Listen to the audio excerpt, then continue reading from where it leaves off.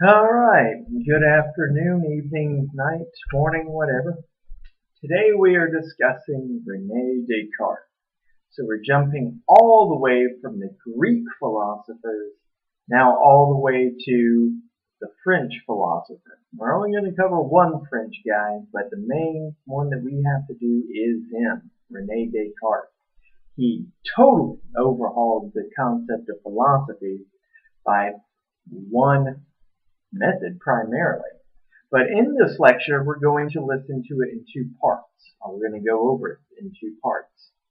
First, we're going to discuss something known as the cogito, C-O-G-I-T-O. Then, we're going to learn how our perception of reality coincides with the cogito. All right? So, quick backstory. The cogito, the way that Rene Descartes was able to come up with this idea, or in his words, find it, was he locked himself up in a room for about 4 or 6 months, anywhere between there, just him.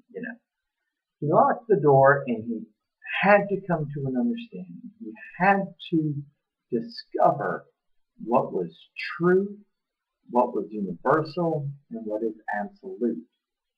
Now, like I said, he just locked himself in a room and just meditated for hours every day.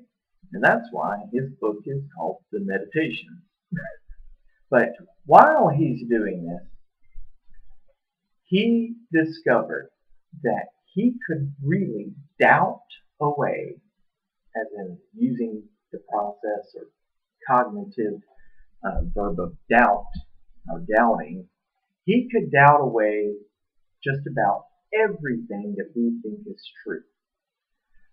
The way that he would do so, for example, is he would look at this soda can and say, well, externally I see aluminum, I see green, I see red, I see all of that, but is that all that there is?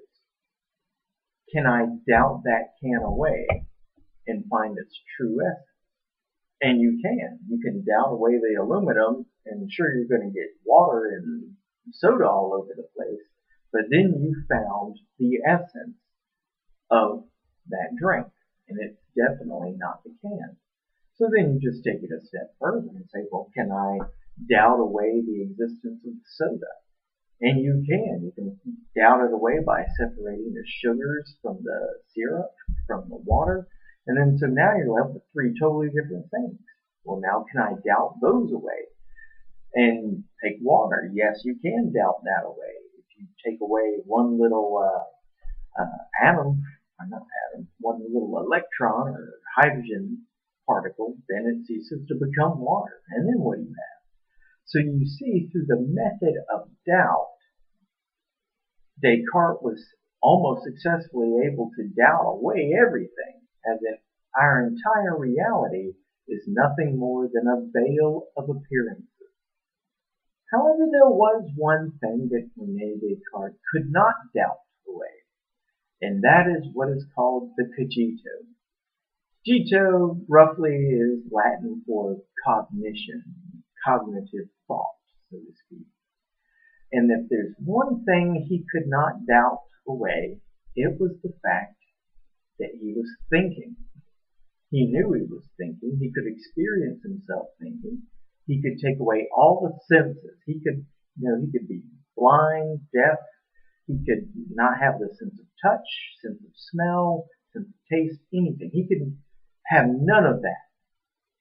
But if there's one thing he can't take, if there's one thing no one can take away from him, it's the fact that he can think. And so that's where you get the motto that probably all of us have heard at once and twice in our lives: I think, therefore I am. Or in his terms, cogito ergo sum. I think, therefore I am.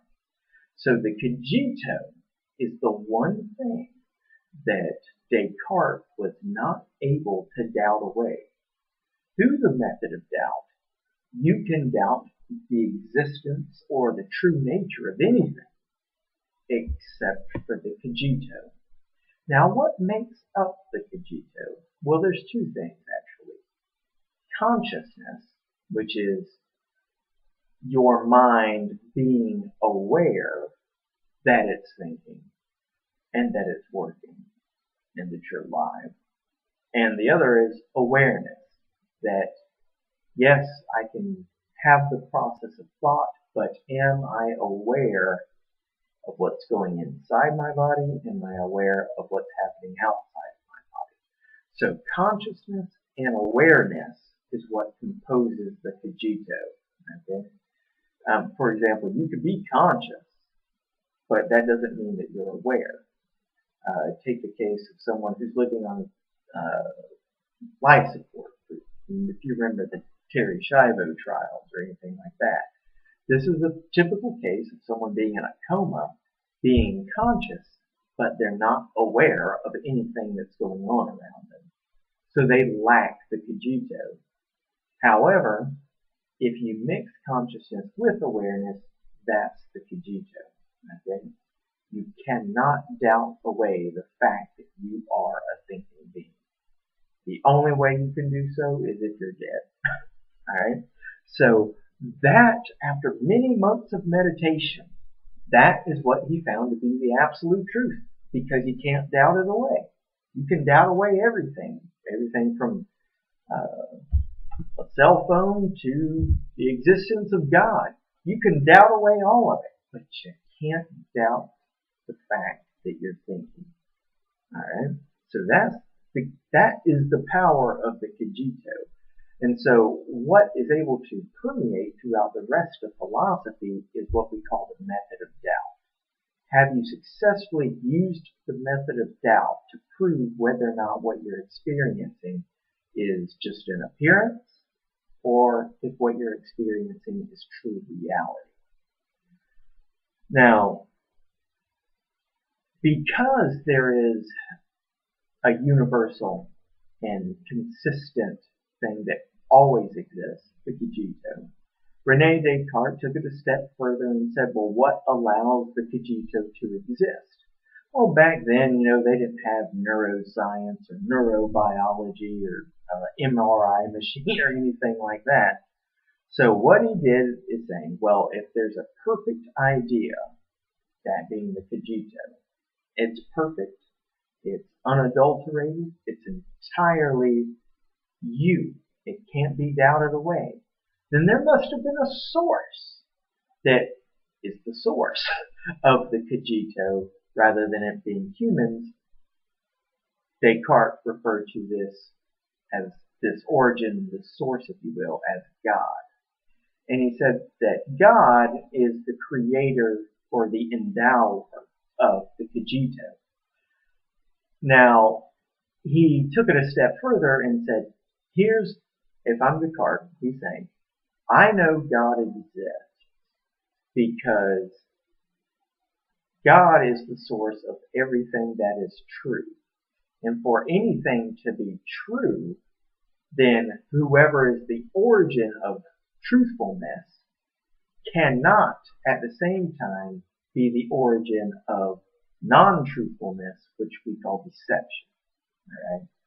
So God cannot be an evil deceiver, because if he were, then there would be no such thing as the truth. All right? Because there's something called the truth, it must have come from something that is purely truth. That thing that he called is God. And that's how he knows that God cannot be the evil deceiver. Now in the next video, we're going to discuss how the cogito relates to perception.